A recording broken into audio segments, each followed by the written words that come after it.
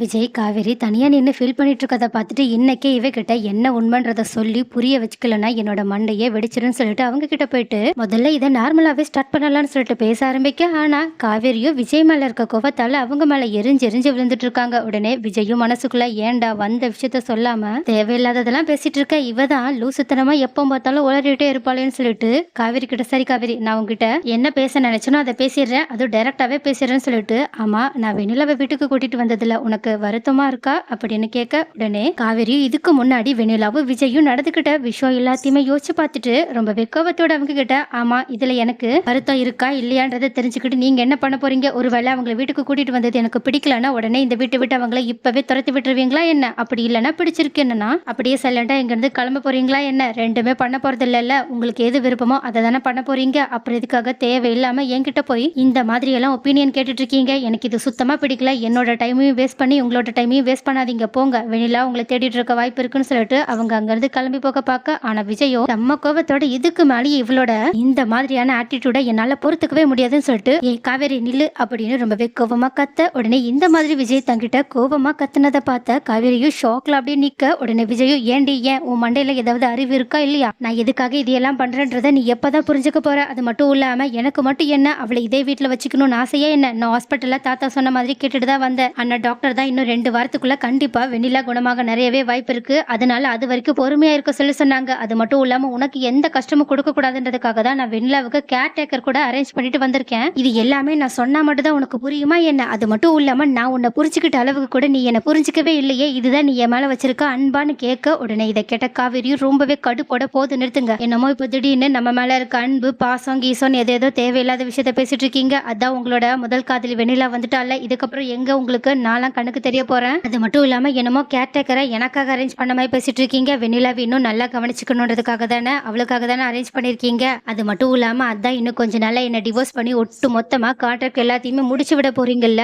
அப்புறம் எதுக்காக இப்படி தேவையில்லாம வந்து உளறிட்டு இருக்கீங்கன்னு சொல்லிட்டு மறுபடியுமே அங்க இருந்து கோவத்தோட கிளம்பி போக பார்க்க, ஆனா விஜயும் ரொம்பவே கோவத்தோட காவேரியோட கையை பிடிச்சு, நில்லுடி இன்னும் நான் பேசி முடிக்கலான்னு சொல்லிட்டு அவங்க கிட்ட, ஏண்டி, ஏன் உன் மேல நான் எவ்வளவு காதல் வச்சிருக்கேன்றதை நான் சொன்னா மட்டும் தான் நீ புரிஞ்சுப்பியான்னு சொல்லிட்டு அவங்க கிட்ட எதுக்காக காவேரி கிட்ட அந்த மாதிரி போய் சொன்னாங்கன்னு சொல்லிட்டு சொல்றதுக்காக போக, ஆனா அதுக்கு முன்னாடியே இது எல்லாத்தையுமே ஒளிஞ்சு நின்று கேட்டுட்டு இருந்த ராகினியோ விஜய் அப்படின்னு கத்த ஆரம்பிக்க, உடனே விஜயும் காவேரி கிட்ட சொல்லிட்டு இருந்த விஷயத்த நிறுத்திட்டு திரும்பி பார்க்கும்போது ராகினி வெண்ணிலா உங்களை கூப்பிட்டு இருக்கா, அது மட்டும் இல்லாம அவங்க அழுதுகிட்டு இருக்காங்கன்னு சொல்லிட்டு சொல்ல, உடனே இதை கேட்டுட்டு பதறி போய் விஜய் மறுபடியுமே வெண்ணிலாவுக்கு என்னாச்சோ ஏதாச்சும்னு சொல்லிட்டு ஓடி போக, அப்போ இதை பார்த்த காவேரியுமே மறுபடியும் இந்த ஆள் என்னமோ பேசுறதை வச்சு என் மேல இருக்க அன்பால தான் ஏதோ பண்ணிட்டு இருக்காங்கன்னு சொல்லிட்டு ஒரு நிமிஷம் நினைச்சேன். ஆனா இப்போ நல்லா புரிஞ்சிருச்சு, இப்போ வெண்ணிலாவுக்காக அவங்க ஓடும்போதே யார் அவங்களுக்கு முக்கியன்றது எனக்கு புரிஞ்சிருச்சுன்னு சொல்லிட்டு செம்ம கடுப்போட நின்றுட்டு இருக்கா. ஆனா ராகினி ரொம்ப நக்கலா காவேரி சிரிச்சுக்கிட்டு, என்ன காவேரி, விஜய் உங்ககிட்ட பேசுறதை வச்சு நீ ஒன்னும் ஏமாந்துராத, இப்போ உனக்கு சும்மா ஒரு சாம்பிள் காட்டுறதுக்காக தான் வெண்ணிலாவுக்கு இந்த மாதிரி ஏதோ ஆயிடுச்சுன்னு சொல்லிட்டு விஜய் கிட்டயும் உங்ககிட்டயும் போய் சொன்னேன். ஆனா அப்படி சொன்னதுக்கு அப்புறமா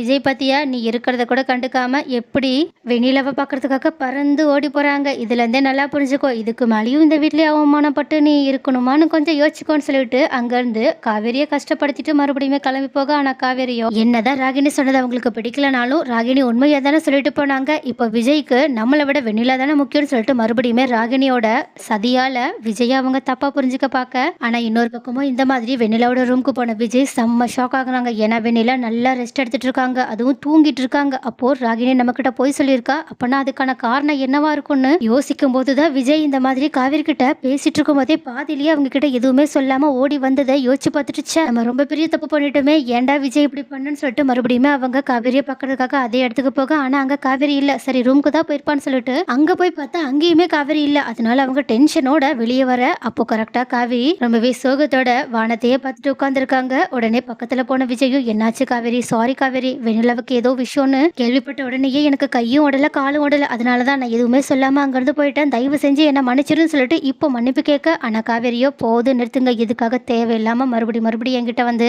ஏதோ மன்னிப்பு கேட்கறேன், அக்கறையா இருக்கேன், அன்பு வச்சிருக்கேன்னு சொல்லிட்டு பேசிட்டு இருக்கீங்க. உங்களோட வார்த்தைகள் எதையுமே இதுக்கப்புறமா நான் நம்புறதாவே இல்ல. அது மட்டும் இல்லாம நான் நினைச்சது கண்டிப்பா பொய்யாதான் இருக்குன்னு சொல்லிட்டு நான் நினைச்சிட்டு இருந்தது எல்லாத்தையுமே அதுதான் உண்மைன்றதை நிரூபிக்கிற அளவுக்கு நீங்க இன்னைக்கு ஒரு சூப்பரான வேலையை பார்த்துட்டீங்கன்னு சொல்லிட்டு, இதுக்கு மேலேயும் உங்ககிட்ட எனக்கு பேசவும் பிடிக்கல, உங்களோட முகத்தை பார்க்க கூட பிடிக்கல, தயவு செஞ்சு இதுக்கப்புறமா என்கிட்ட வந்து பேச வராதீங்க. உங்களுக்கு வெண்ணிலா தானே முக்கியம், அவங்க கூடயே நீங்க உங்களோட வாழ்நாள் முழுக்க இதுக்கப்புறம் இருந்துக்கோங்க. அது மட்டும் இல்லாம நான் கண்டிப்பா உங்களோட 2 பேருக்கும் நடுவுலையுமே வரமாட்டேன், நீங்க 2 பேரும் சந்தோஷமா வாழுங்கன்னு சொல்லிட்டு உங்களுக்கு தேவையான டிவோர்ஸை நான் கொடுத்துட்றேன்னு விஜய் சொல்ல வரத கொஞ்சம் கூட கேட்காம அவங்க பாட்டுக்கு தான் பேச நினைச்சதை பேசிட்டு அங்கிருந்து கிளம்பி போக, அப்போ இது எல்லாத்தையுமே பார்த்துட்டு இருந்த ராகினி அப்பாடா நம்ம நினைச்சது நடந்துருச்சுப்பான்னு சொல்லிட்டு சந்தோஷமா நின்னுட்டு இருக்க. ஆனா காவேரி இந்த மாதிரி பேசிட்டு போனதுல விஜய் ஏற்கனவே ஷாக்ல உட்காந்துருக்கும் போது அப்ப கரெக்டா ராகினி அங்க சிரிச்சிட்டு இருக்கத பார்த்த உடனேயே செம்ம கடுப்பாகி ராகினி கிட்ட போயிட்டு, ஏ ராகினி, நான் உங்ககிட்ட ஏற்கனவே சொல்லியிருக்கேன் எனக்கும் காவேரிக்கு நடுவுல வராதன்னு. ஆனா நீ வந்து ரொம்ப பெரிய தப்பு பண்ணிட்ட. இதுக்கப்புறம் பாரு உன்னை என்ன பண்றன்னு உடனடி அவங்க அங்கிருந்து கிளம்ப. அப்ப இதை பார்த்த ராகினியும், ஐயோ என்ன விஜய் நம்ம இப்படி பண்ணிட்டோம்னு சொல்லிட்டு கண்டுபிடிச்சிட்டு போறானே, ஒருவேளை அவன் காவேரியை வீட்டை விட்டு நம்ம அனுப்புறதுக்கு முன்னாடி அவன் நம்மள அனுப்பிடுவானோ அப்படின்னு சொல்லிட்டு லைட்டா பதற ஆரம்பிச்சாலும் பரவாயில்ல, என்ன பண்றான்னு பார்த்தலாம், நம்மளோட பிளான் சக்சஸ் ஆனா அதுவே நமக்கு போதும்பான்னு சொல்லிட்டு அவங்க அங்க இருந்து கூலா கிளம்ப. காவேரியும் ரொம்பவே மனசு உடைஞ்சு போய் தன்னோட ரூம்குள்ளேயே உட்காந்துருக்காங்க. விஜயும் காவேரியை நினைச்சு இன்னொரு பக்கம் கவலைப்பட்டுட்டு இருக்காங்க.